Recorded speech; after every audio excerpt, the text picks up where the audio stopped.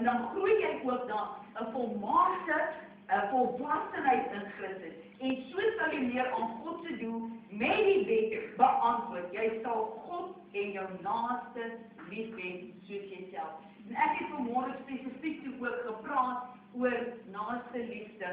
Toe ek daar by Radio Kragkom was, ek het nog vanoggend vinnig daaroor gaan open met skriflesing en gebed en ek het spesifiek oor naaste liefde gepraat.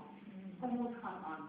Om aan Jesus Christus te behoort, beteken nie dat jou sondige natuur met al sy hartstogtes en begeertes van self dood is nie. Inteendeel, jy ontvang die opdrag om bewustelik jou sondige natuur dood te maak. Jou sondige natuur gaan egter nie dadelik dood nie, maar die sterwingsproses duur voort totdat ook jou liggaam sterf. Eers dan kry jy dit reg om volledig vry van jou sondige natuur in diens van net die Here te lewe. En dit is nie lekker om vir die Here te lewe nie.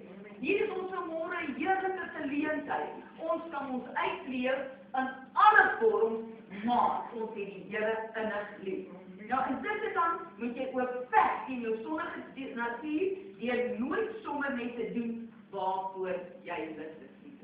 En ek moet weer sê, daar was baie goed wat vandag gebeur het, waarvoor ek lus gehad het. Maar ek het gesê, Here, eerste vir U. Eerste U koninkrykswerk in my lewe vandag. Maar om vir die Here ook te vra, wat wil Hy hê moet ons doen? So wys jy dat dit nie meer jy is wat lewe nie, maar Christus wat in jou lewe.